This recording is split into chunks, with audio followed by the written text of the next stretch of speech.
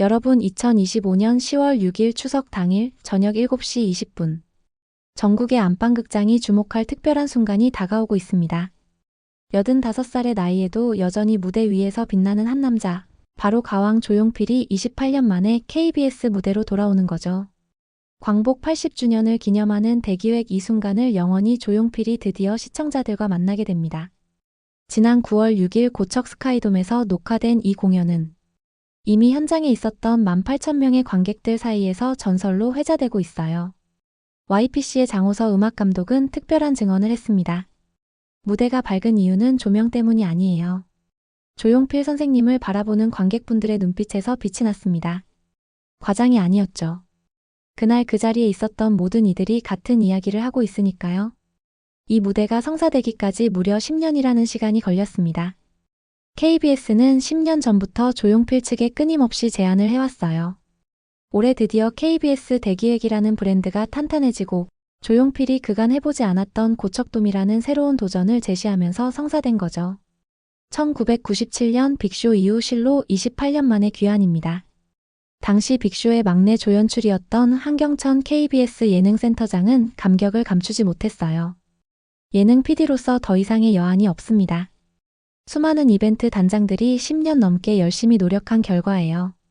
놀라운 건 조용필 선생님의 목소리가 이전과 지금이 차이가 크게 없다는 거죠.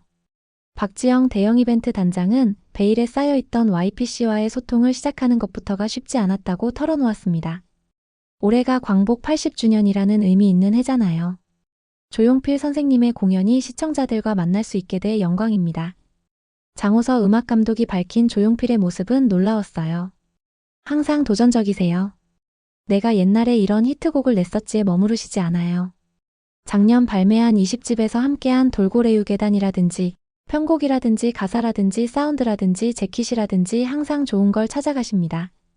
실제로 조용필은 과거 음악에만 머물지 않고 새로운 음악을 계속 찾아 듣는다고 해요. 최신 트렌드에 자극받으면 이 점이 좋아, 이런 걸 해보고 싶다며 직접 콘서트에 반영한다는 거죠. 그래서 그의 콘서트는 항상 최신의 날선 감각을 유지할 수 있는 겁니다.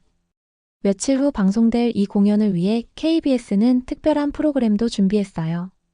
10월 3일 밤 10시에는 조용필 이 순간을 영원히 프리퀄이 방송됩니다.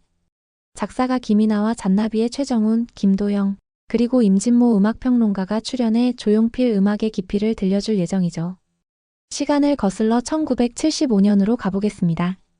부산항이 내려다보이는 작은 클럽 20명 남짓한 관객들 앞에 25살 청년이 서 있었어요. 조용필이었죠. 돌아와요 부산항의 그리운 내 형제여. 떨리는 목소리로 시작한 그 노래에 객석 한 구석의 중년 남성이 갑자기 울기 시작했습니다. 제1교포였던 그는 20년 만에 들은 고향의 노래에 가슴이 무너졌던 거예요. 아무도 예상하지 못했습니다. 이 순간이 한국 대중음악사의 전환점이 될 거라는 것을요. 미팔군 무대에서 양키 음악을 부르며 생계를 이어가던 무명 가수가 앞으로 50년 동안 대한민국의 가왕으로 군림하게 될 거라는 것을 말이죠. 경북 화순의 가난한 집안에서 태어난 조용필의 음악 인생은 결코 순탄하지 않았습니다. 중학교 때부터 밴드를 결성해 음악을 시작했지만 부모님의 반대는 극심했어요. 음악하는 아들을 집안의 수치라고 생각한 아버지는 기타를 부수고 악보를 찢어버렸죠. 하지만 청년 조용필은 포기하지 않았습니다. 낮에는 공사장에서 일하고 밤에는 미팔군 클럽에서 노래를 불렀어요. 당시 미팔군 무대는 한국 가수들에게 서름의 장소였습니다. 영어로만 노래해야 했고 한국 노래는 절대 부를 수 없었죠. 미국 군인들 앞에서 그들이 원하는 팝송만 불러야 했던 시절, 조용필은 매일 밤 자신의 정체성을 고민했습니다. 운명적인 만남은 작곡가 황선우를 통해 이뤄졌어요. 당신 목소리에는 한이 서려 있어요. 한국 사람들의 마음을 울릴 수 있는 목소리입니다. 황선우가 건넨 데모 테이프가 바로 돌아와요 부산항이었죠. 제1교포들의 한과 그리움, 고향을 떠난 사람들의 아픔이 담긴 이 노래를 들은 순간 조용필은 확신했습니다. 이것이 자신이 찾던 진짜 음악이라고요. 1976년 봄 돌아와요 부산항해가 발매되자 반응은 폭발적이었습니다. 전국 방송국마다 신청곡이 쇄도했고 음반은 품절 대란을 일으켰죠. 최소 100만 장 이상이 팔렸을 것으로 추정됐습니다. 부산과 인천, 제1교포가 많이 거주하는 지역에서는 이 노래가 찬송가처럼 불렸어요. 조용필 신드롬이 시작됐습니다. 전국 각지에서 공연 요청이 쏟아졌고 하루에 3곳, 4곳을 돌며 공연해야 했죠. 매니저 박진수 씨의 증언이 있습니다.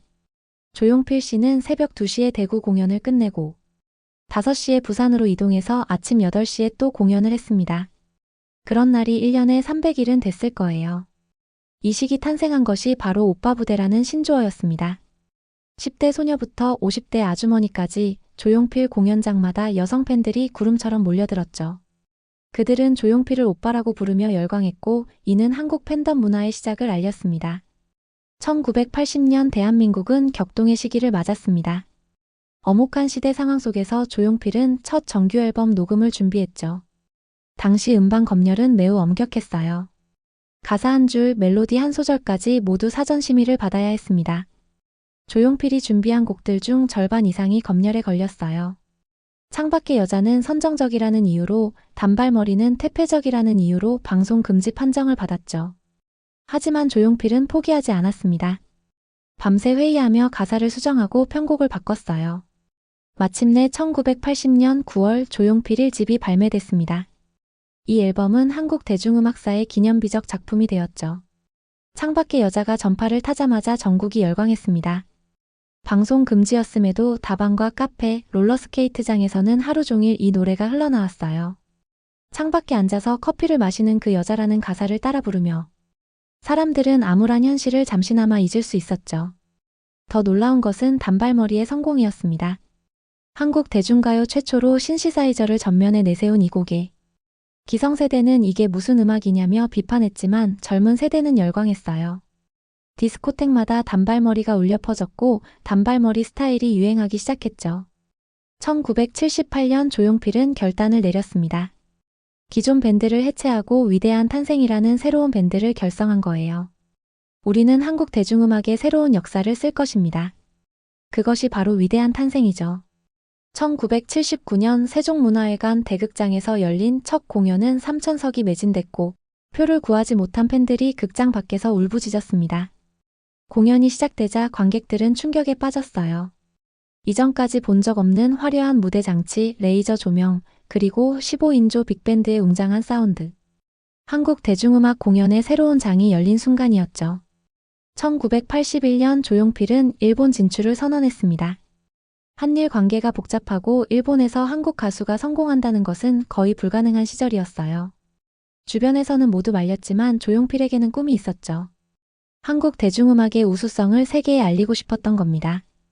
일본어를 배우고 엔카를 연구한 조용필은 1982년 도쿄 부도칸에서 첫 일본 공연을 가졌어요. 제1교포뿐만 아니라 일본인 관객들도 많이 왔죠. 조용필이 일본어로 쓰나미를 부르자 관객들은 기립박수를 보냈습니다. 앙코르 무대에 돌아와요 부산항의 일본어 버전은 많은 이들을 울렸어요. 한 일본 음악평론가는 조용필의 목소리에는 국경을 초월한 감동이 있다고 평했습니다. 1982년 발표된 고추잠자리는 동심을 노래한 곡으로 세대를 초월한 사랑을 받았습니다. 할아버지와 손자가 함께 부를 수 있는 노래, 그것이 조용필이 추구한 음악이었죠. 하지만 1983년 조용필은 음악계의 거센 비판에 직면했어요. 보수적인 음악인들은 그의 음악이 너무 상업적이다, 전통을 파괴한다고 공격했습니다. 한국음악협회의 원로들은 공개적으로 비난했죠. 신시사이저와 전자음악으로 한국 가요의 정체성을 훼손하고 있다는 것이 그들의 주장이었어요. 방송국들도 견제하기 시작했습니다. 1983년 KBS 가요대상에서 조용필은 대상 후보였지만 수상하지 못했죠. 심사위원 중 한 명은 조용필의 음악은 대중적이지만 예술성이 부족하다고 평했습니다. 하지만 대중의 반응은 달랐어요. 1984년 잠실체육관에서 열린 조용필 콘서트는 3일 연속 매진, 총 6만 명이 넘는 관객 동원으로 당시 최다 기록을 세웠죠. 이 공연에서 조용필은 파격적 시도를 했습니다. 가야금, 대금 같은 한국 전통악기를 록 음악과 결합시킨 거예요. 한 500년을 록 버전으로 편곡해 부르자 관객들은 충격과 감동을 동시에 받았습니다. 1985년 킬리만자로의 표범은 해밍웨이 소설에서 영감을 받은 남성적이고 진취적인 곡이었어요. 나는 표범이다, 외로운 표범이다라는 가사가 당시 남성들의 가슴을 뛰게 했죠. 아프리카 케냐에서 실제 촬영한 뮤직비디오는 제작비만 3억 원. 당시로서는 천문학적 금액이었지만 조용필은 음악은 단순한 소리가 아니라 종합예술이다라며 투자를 아끼지 않았습니다. 1986년 조용필은 런던 필하모닉 오케스트라와 협연을 추진했어요. 클래식과 대중음악의 만남에 많은 클래식 음악인들이 반대했지만 지휘자 클라우스 텐슈테트는 조용필의 음악성을 인정했죠. 1987년 런던 로열 알버트 홀에서 열린 공연은 대성공이었습니다. 조용필이 오케스트라와 함께 친구여를 부르자 영국 관객들도 기립박수를 보냈어요. 영국 더 타임스는 동양에서 온 이 가수는 장르의 경계를 무너뜨리는 진정한 아티스트라고 평했죠. 국내에서는 여전히 논란이 계속됐습니다. 조용필이 한국 가요의 정체성을 잃어버리고 있다는 비판이 이어졌어요. 하지만 조용필은 흔들리지 않았죠. 음악의 국경이 어디 있습니까? 좋은 음악은 세계 어디서나 통합니다. 라는 것이 그의 신념이었습니다. 장호서 음악감독은 조용필이 밴드로 음악을 시작했기 때문에 밴드 사운드에 무게가 실린다고 설명했어요. 조용필과 스태프들이 최신 트렌드를 모아 이야기하면 특정 부분에서 조용필이 자극받으면 프로젝트가 시작된다고 하죠. 이런 과정이 있기에 그의 콘서트는 항상 최신의 날성 감각을 유지할 수 있는 겁니다. 1988년 서울올림픽 대한민국이 세계의 주목을 받는 역사적 순간이었습니다. 조용필은 개막식 축하 공연에서 서울을 불렀죠. 전 세계 시청자들에게 한국 대중음악의 힘을 보여준 순간이었어요. 서울 거리마다 불을 밝히고라는 가사가 올림픽 열기와 함께 전국을 뜨겁게 달궜습니다. 같은 해 발표한 모나리자는 더 큰 성공을 거뒀어요. 다빈치의 명화에서 영감받은 이 곡은 모나리자. 그대 미소 속에 숨겨진 그 많은 사연들이라는 신비로운 가사로 많은 이들의 가슴을 울렸죠. 일본에서도 큰 인기를 끌어 오리콘 차트 10위 안에 진입한 최초의 한국 가요가 됐습니다. 성공의 정점에서 조용필은 갑작스러운 위기를 맞았어요. 1989년 위대한 탄생의 기타리스트 김광석이 교통사고로 세상을 떠난 거죠. 내 음악 인생의 반쪽을 잃었다며 조용필은 6개월간 활동을 중단했습니다. 강원도 산속에 틀어박혀 음악의 본질에 대해 다시 생각했어요. 화려한 무대와 큰 성공이 정말 자신이 원했던 것인가를 되물었죠. 1990년 봄 돌아온 조용필은 이젠 그랬으면 좋겠네를 발표했습니다. 화려함보다 담백함을, 기교보다 진정성을 추구한 이 노래는 이젠 그랬으면 좋겠네, 모두가 행복했으면 좋겠네라는 소박한 가사로 많은 이들에게 위로를 줬어요. 특히 노년층에게 큰 사랑을 받아 경로당과 노인정에서 이 노래가 울려 퍼졌고 조용필의 팬층이 10대부터 80대까지 확대됐죠. 1991년 조용필은 뜻밖의 결정을 내렸습니다. 상업적 대형 공연을 줄이고 소규모 자선 공연을 늘린 거예요. 고아원, 양로원, 군부대를 찾아다니며 무료 공연을 했죠. 언론은 조용필이 변했다고 보도했지만 사실 이것이 그가 원래 꿈꿨던 음악이었습니다. 조용필 음악 아카데미를 설립해 재능 있는 젊은이들을 무료로 가르치기도 했어요. 내가 받은 사랑을 다음 세대에 전하고 싶다는 그의 말처럼 제자들 중에서 많은 스타가 배출됐죠. 2000년대 들어 한국 대중음악계는 급격히 변했습니다. 아이돌 그룹이 주류가 되고 디지털 음원이 음반을 대체했죠. 많은 이들이 조용필의 시대는 끝났다고 말했어요. 실제로 음반 판매량은 급감했고 방송 출연도 뜸해졌습니다. 하지만 조용필은 좌절하지 않았어요. 2003년 10년 프로젝트를 발표했죠. 향후 10년간 매년 새로운 스타일의 앨범을 발표하겠다는 야심찬 계획이었습니다. 첫 결과물인 재즈 앨범 오버 더 레인보우는 63세 나이에 도전한 모험이었어요. 뉴욕 블루노트 스튜디오에서 세계적 재즈 뮤지션들과 녹음했죠. 상업적 대성공은 아니었지만 미국 재즈 전문지 다운비트는 한국에서 온 이 노장 가수는 재즈의 본질을 이해하고 있다고 평했습니다. 2005년 조용필은 또 다른 파격을 선보였습니다. 힙합 앨범을 낸 거예요. 20살 래퍼 타이거 JK와 협업한 올드앤뉴는 세대 간 음악적 만남을 보여줬죠. 할아버지 래퍼라는 조롱도 있었지만 조용필은 개의치 않았습니다. 나이가 들수록 새로운 도전이 즐겁다며 웃었어요. 2010년 칠순을 맞은 조용필에게 언론은 이제 은퇴할 때라고 했지만 그는 오히려 전국 투어를 발표했습니다. 헬로 투어라는 이름의 이 공연은 전국 50개 도시를 도는 대장정이었죠.